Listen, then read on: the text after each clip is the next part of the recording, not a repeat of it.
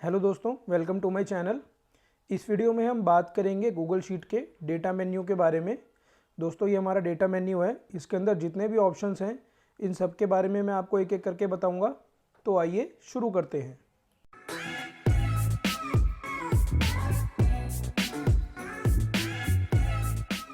Data menu के अंदर जो पहला ऑप्शन है वो सॉर्टिंग का है कि अगर हम अपने डेटा को असेंडिंग सॉर्ट करना चाहते हैं तो जैसे सपोज़ जो मेरा नेम वाला कॉलम है उस पर आके मैं अगर किसी भी सेल पे सेलेक्ट करके डेटा पे जाके sort A to Z select करता हूँ तो इसने नेम के बेसिस पे मेरे इस पूरे डेटा को असेंडिंग ऑर्डर में सॉर्ट कर दिया।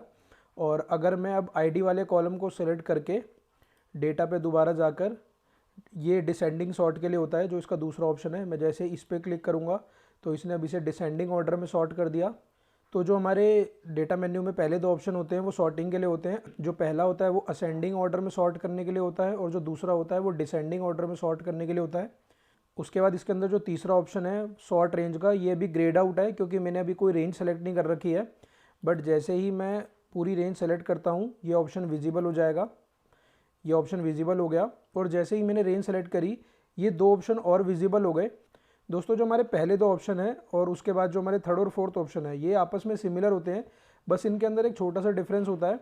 जैसे अगर मैं पूरी रेंज सेलेक्ट करने के बाद A to Z वाला कॉलम सेलेक्ट करूंगा तो इसने इसे सॉर्ट कर दिया और इस जो मेरी फर्स्ट रो थी जो कि मेरी हेडर की रो है उसको इंक्लूड नहीं करा। बट अगर मैं इसके अंदर थर्ड ऑप्शन सेलेक्ट करूंगा तो ये जो मेरी फर्स्ट हेडर वाली रो थी ये उसको भी डेटा ही ट्रीट करके सॉर्ट कर देता है। तो अभी मैं अंडू कर देता हूँ। तो यही फ़र्क होता है बस। जो हमारे डेटा टैब में पहले दो ऑप्शन होते हैं वो हमारे हेडर रो को कंसीडर नहीं करते हैं सॉर्टिंग में, और जो बाद के दो ऑप्शन होते हैं वो हेडर रो को कंसीडर करके उसे भी सॉर्ट कर देते हैं। और ये जो मेरा सॉर्ट रेंज का ऑप्शन था ये भी विजिबल हो गया है क्योंकि इस बार मैंने पूरी रेंज सेलेक्ट कर रखी है। मैं इस पर क्लिक करता हूँ तो यहाँ पर ये मुझसे पूछता है कि जो मेरा फर्स्ट रो है उसके अंदर हेडर्स हैं, तो मैं इस पर ओके कर देता हूँ। तो इसने अब सॉर्ट बाय में मुझे मेरे कॉलम्स के नाम दिखा दिए। जैसे मैं फर्स्ट पैरामीटर में आईडी सेलेक्ट करता हूँ और यहाँ पर मैं असेंडिंग ऑर्डर में अगर सेलेक्ट करना चाहता हूँ तो मैं A to Z पे क्लिक करूँगा, और अगर डिसेंडिंग में करना चाहता हूँ तो मैं Z से A पे सेलेक्ट करता हूँ। और अगर मैं इसके अंदर एक और पैरामीटर ऐड करना चाहता हूँ तो यहाँ पर आके मैंने डेजिग्नेशन वाला कॉलम सेलेक्ट कर लिया और उसे मैंने असेंडिंग में ही रहने दिया। यानी अब सबसे पहले आईडी के बेसिस पे सॉर्ट करेगा और उसके बाद सेकेंडली ये डेजिग्नेशन के बेसिस पे सॉर्ट करेगा। और मैं यहाँ से आके सॉर्ट पे क्लिक कर देता हूँ तो ये इसने मेरा डेटा सॉर्ट कर दिया। तो इस तरीके से हम अपने डेटा में सॉर्टिंग कर सकते हैं।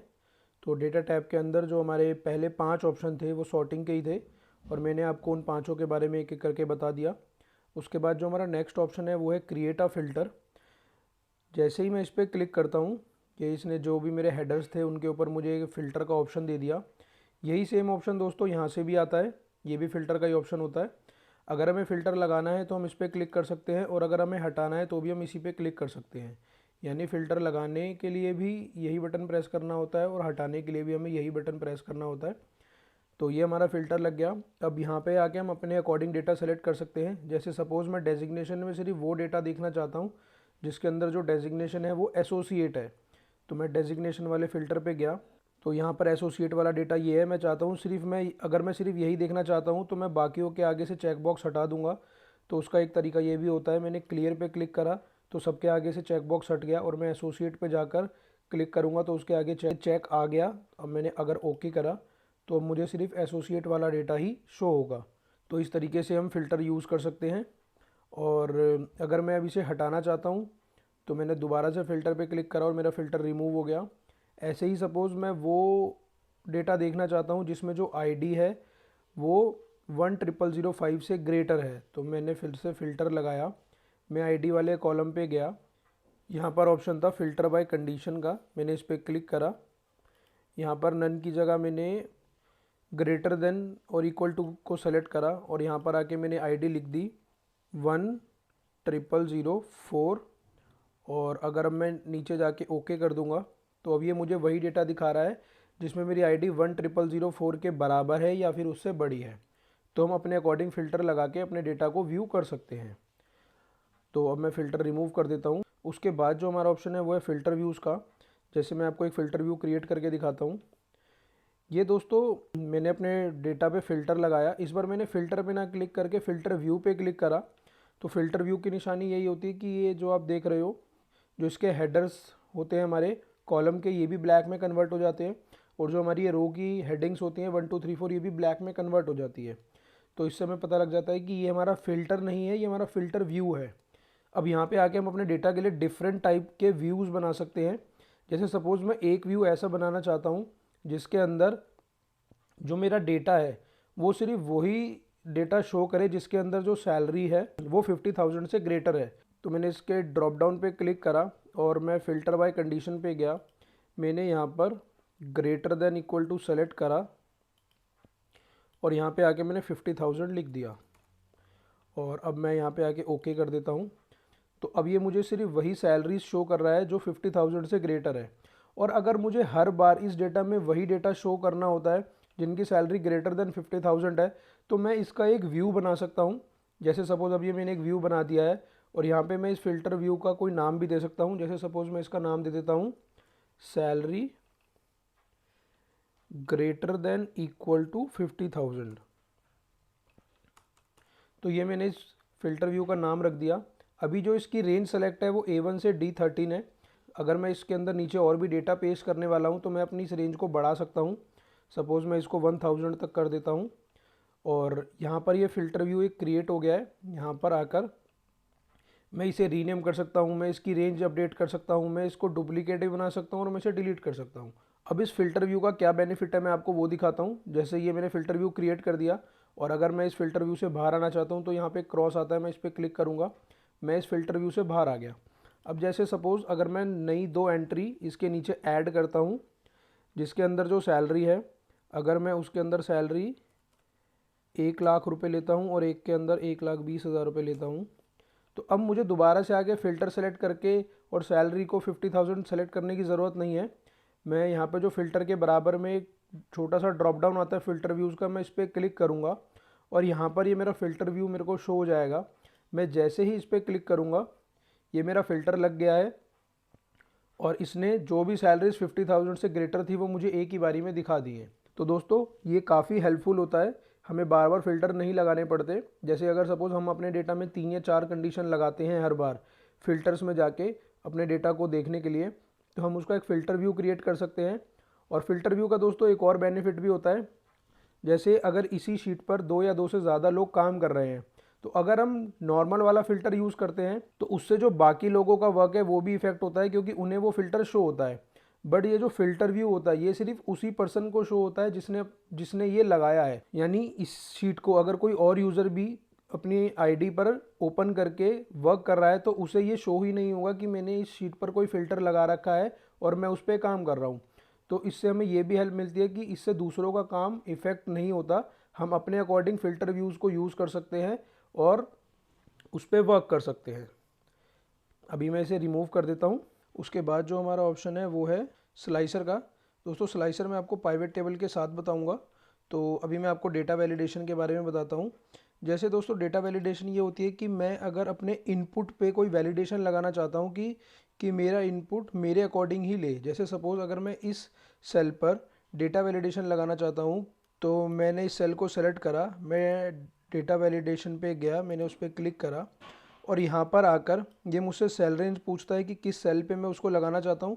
तो मैं यहाँ से एक सेल भी सेलेक्ट कर सकता हूँ या फिर मैं यहाँ से मल्टीपल सेल्स भी सेलेक्ट कर सकता हूँ। जैसे सपोज़ अब मैंने ये 4 सेल सेलेक्ट कर लिए, मैं इस पर अपनी डेटा वैलिडेशन लगाना चाहता हूँ। और अब मैं अगर उसमें कोई लिस्ट ऑफ रेंज देना चाहता हूँ, जैसे सपोज़ मैं चाहता हूँ कि मेरे इन 4 सेल के अंदर जो ये मेरी आईडी कॉलम के अंदर जो आईडीज़ लिखी हैं इन्हीं में से ही कोई डेटा आए, वरना ये उसे ना ले।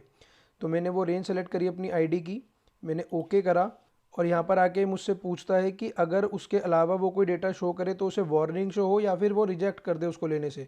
तो अभी मैं रिजेक्ट कर देता हूँ कि इसका मतलब है कि इस आईडी के अलावा वो मेरे उन 4 सेल के अंदर कोई और डेटा ना डाल पाए। और यहाँ पर आके हम उसे कोई हेल्प टेक्स्ट भी दे सकते हैं। यहाँ पर आके अगर हम चाहें तो उसको कोई अगर हम गाइडलाइंस देना चाहते हैं, और अगर नहीं देना चाहते तो हम इसको अनचेक कर देते हैं और मैं सेव पे क्लिक कर देता हूँ। तो अब इन चारों के आगे आपने देखा एक ड्रॉप डाउन बना आ गया, और यहाँ पर ये मुझे ड्रॉप डाउन में वही वैल्यूज़ दिखा रहा है जो मेरी आईडीज़ में है। तो इस तरीके से हम डेटा वैलिडेशन का यूज़ कर सकते हैं। और अगर हम इन डेटा वैलिडेशन को रिमूव करना चाहते हैं तो मैं इन चारों सेल को सेलेक्ट करूँगा, मैं डेटा में जाऊँगा, डेटा वैलिडेशन पे क्लिक करूँगा और यहाँ पर ऑप्शन आता है रिमूव वैलिडेशन का। मैं जैसे इस पर क्लिक करूँगा वो जो मेरी वैलिडेशन थी वो रिमूव हो जाएंगी। उसके बाद जो हमारा ऑप्शन आता है वो आता है पाइवेट टेबल का। तो सपोज़ मैं अपने इस डेटा पे एक पाइवेट टेबल बनाना चाहता हूँ, तो मैंने डेटा सेलेक्ट करा, मैं डेटा मेन्यू में गया और उसके बाद मैंने पाइवेट टेबल पे क्लिक करा। तो ये इसने मुझसे पूछा कि मैं जो अपनी पाइवेट टेबल है इसी शीट के अंदर इंसर्ट करना चाहता हूँ या मैं एक न्यू शीट बनाना चाहता हूँ। तो अगर मैं इसके लिए एक न्यू शीट क्रिएट करना चाहता हूँ तो मैं क्रिएट पे क्लिक करूँगा। तो ये एक पाइवेट टेबल की न्यू शीट क्रिएट हो गई और यहाँ से ये मुझे दिखा भी रहा है कि टॉपिक वाली जो शीट है मेरी उस पर ये पाइवेट टेबल लगी है जिसकी रेंज A1 से D15 है। तो मैं अपनी इस रेंज को इंक्रीज़ भी कर सकता हूँ यहाँ से।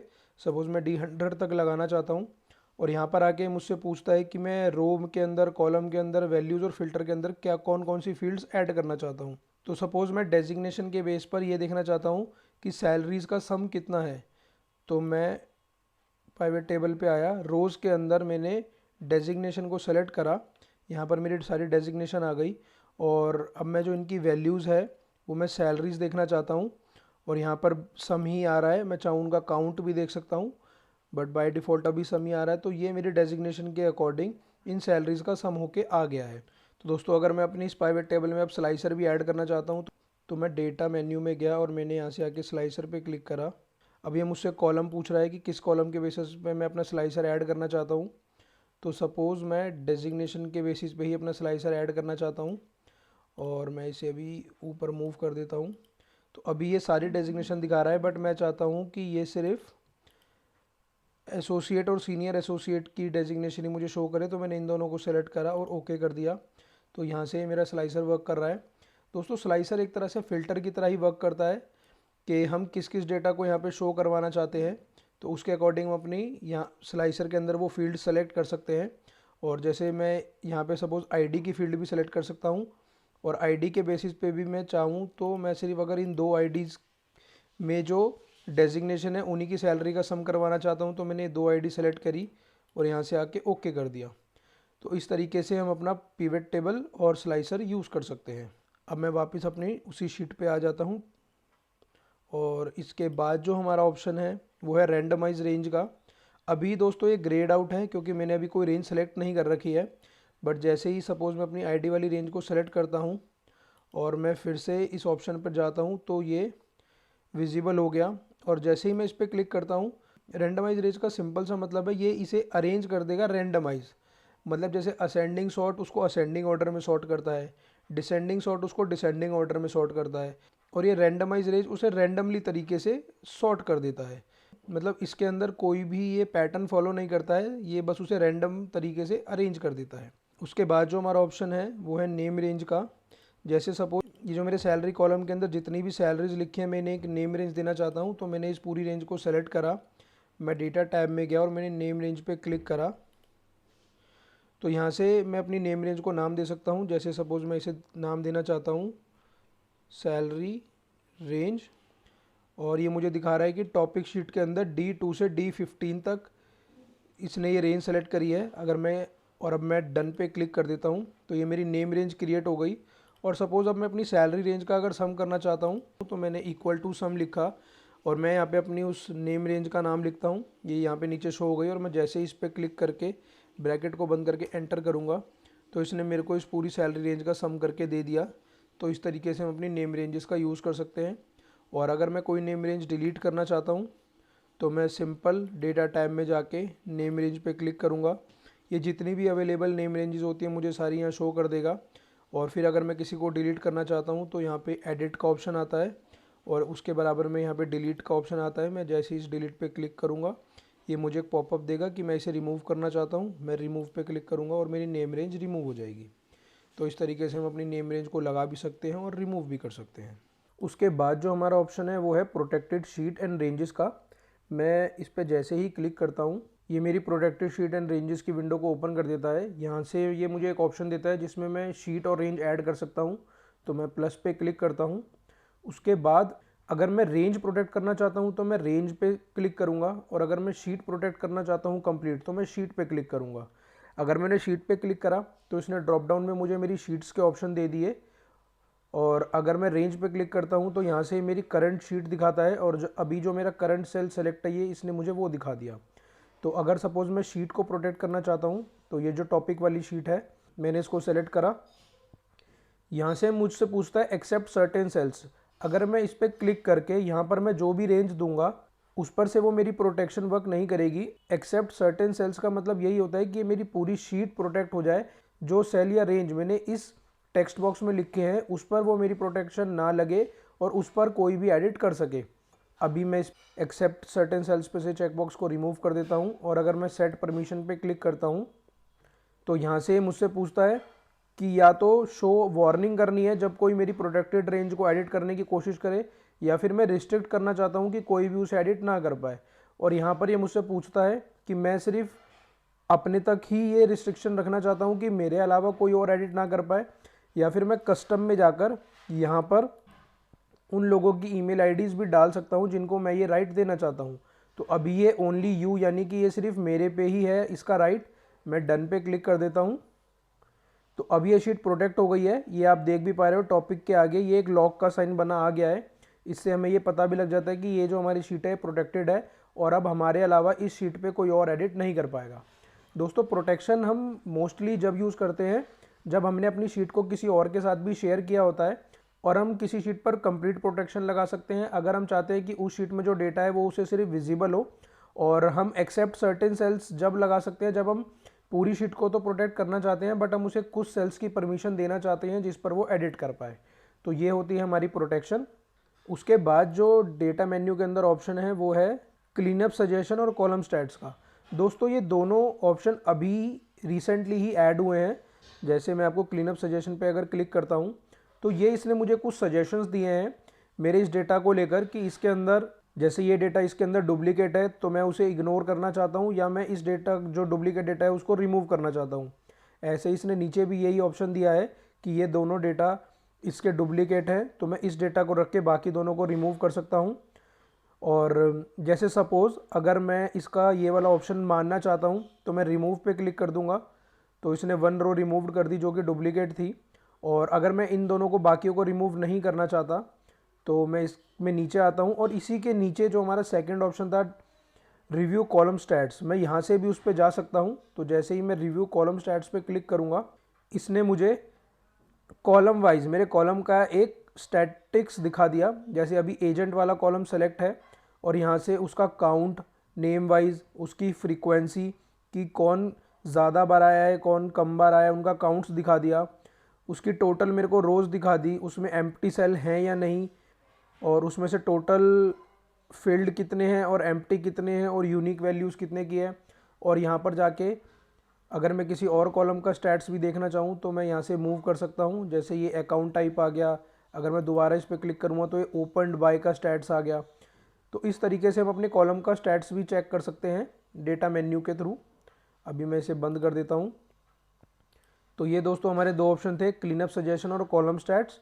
हम यहाँ से भी जा सकते हैं, वरना क्लीनअप सजेशन की विंडो के नीचे ही यहाँ पर भी ऑप्शन आता है कॉलम स्टैट्स का, तो हम कहीं से भी कॉलम स्टैट्स को क्लिक करके उसको यूज़ कर सकते हैं। उसके बाद जो हमारा ऑप्शन है वो है स्प्लिट टेक्स्ट टू कॉलम का। जैसे सपोज़ ये मेरे पास एक डेटा है, अगर मैं इसे कॉपी करके यहाँ पर ले आता हूँ और अब मैं फर्स्ट नेम और लास्ट नेम को अलग करना चाहता हूँ, तो मैंने इस डेटा को सेलेक्ट करा, मैं डेटा मेन्यू में गया और यहाँ पर ऑप्शन आता है स्प्लिट टेक्स्ट टू कॉलम का। मैंने इस पर क्लिक करा। सेपरेटर वैसे तो ये ऑटोमेटिकली डिटेक्ट कर ही लेता है, और अगर बाई चांस ये नहीं कर पाता है तो हम इसे खुद भी बता सकते हैं कि ये यहाँ पर हम स्पेस के बेसिस पे अपने डेटा को सेपरेट करना चाहते हैं। जैसे ही मैंने स्पेस पे क्लिक करा, इसने मेरे डेटा को फर्स्ट नेम और लास्ट नेम को अलग अलग करके दे दिया। तो इस तरीके से हम स्प्लिट टेक्स्ट टू कॉलम का यूज़ कर सकते हैं। उसके बाद दोस्तों हमारे पास जो ऑप्शन है वो है रिमूव डुप्लीकेट का। जैसे सपोज़ मैं अपने इस डेटा में से डुप्लीकेट को रिमूव करना चाहता हूँ, तो मैंने इस डेटा को सेलेक्ट करा और मैंने रिमूव डुप्लीकेट पे क्लिक करा। तो यहाँ से मुझसे पूछता है कि मेरे इस डेटा में हेडर रो है या नहीं, तो मेरे इस डेटा में हेडर रो है, तो मैंने इस चेक बॉक्स पे क्लिक कर दिया। उसके बाद ये मेरे से पूछता है कि किस कॉलम के बेसिस पे मैं डुप्लीकेट्स को रिमूव करना चाहता हूँ। तो मैं ए कॉलम जो कि आईडी का कॉलम है उसके बेसिस पे डुप्लीकेट कॉलम को रिमूव करना चाहता हूँ, तो मैंने कॉलम ए आईडी वाला सेलेक्ट करा और रिमूव डुप्लीकेट पे क्लिक करा, तो इसको 4 डुप्लीकेट्स रो फाउंड हुई और जिसको इसने रिमूव कर दिया और अब इसके अंदर 10 यूनिक रो रिमेन्स रह गई हैं। तो इस तरीके से हम डुप्लीकेट डेटा को भी रिमूव कर सकते हैं। उसके बाद जो हमारा ऑप्शन है वो है ट्रिम वाइट स्पेस का। जैसे सपोज दोस्तों ये जो मेरा नेम वाला कॉलम है, अगर इसमें फर्स्ट नेम और लास्ट नेम के बीच में एक से ज़्यादा स्पेसिस हैं और ऐसे ही मैं 2-3 नेम्स में एक से ज़्यादा वाइट स्पेसिस ऐड कर देता हूँ और सपोज़ अब मैं इन्हें एक बारी में रिमूव करना चाहता हूँ, तो मैंने इस रेंज को सेलेक्ट करा, मैं डेटा मेन्यू में गया और यहाँ पर ऑप्शन आता है ट्रिम वाइट स्पेसिस का। मैंने जैसे ही इस पर क्लिक करा, इसको इस पूरी रेंज में 2 ऐसे सेल मिले थे जिसके अंदर एक से ज़्यादा वाइट स्पेसिस थे और इसने उनको रिमूव कर दिया। तो अब मेरा डेटा पहले जैसा हो गया। तो कई बार दोस्तों जैसे हम वेब पे से किसी डेटा को कॉपी करते हैं तो उसके अंदर कुछ एडिशनल स्पेसिस आ जाते हैं, तो हम ट्रिम वाइट स्पेसिस की हेल्प से उन स्पेसिस को ईजिली रिमूव कर सकते हैं। उसके बाद जो हमारे 2 ऑप्शन हैं वो है ग्रुप और अनग्रुप के। जैसे सपोज़ मैं अपने नेम, डेजिग्नेशन और सैलरी वाले इन तीनों कॉलम को एक ग्रुप के अंदर लाना चाहता हूँ, तो मैंने इन तीनों कॉलम को सेलेक्ट करा, मैं डेटा मेन्यू में गया और यहाँ पर ऑप्शन आता है ग्रुप बी से डी। मैंने जैसे ही इस पर क्लिक करा तो यहाँ पर ये एक माइनस का साइन बना आ गया और ये एक लाइन आ गई। अगर मैं इस पर माइनस पे क्लिक करूँगा तो जो मैंने ग्रुप क्रिएट करा था ये उसे हाइड कर देगा और वो जो माइनस साइन था वो प्लस में कन्वर्ट हो जाएगा। और अगर मैं इस प्लस पे क्लिक करूँगा तो ये उसको वापस अनहाइड कर देगा।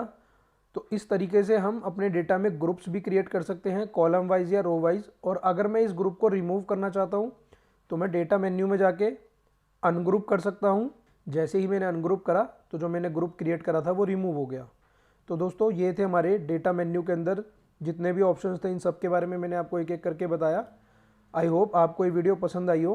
और दोस्तों इस शीट का लिंक मैं डिस्क्रिप्शन बॉक्स में दे दूंगा। आप जैसे ही उस पर क्लिक करेंगे इसकी एक कॉपी क्रिएट हो जाएगी ताकि आप जो भी इसके अंदर मैंने चीज़ें बताई उनकी प्रैक्टिस कर सकें।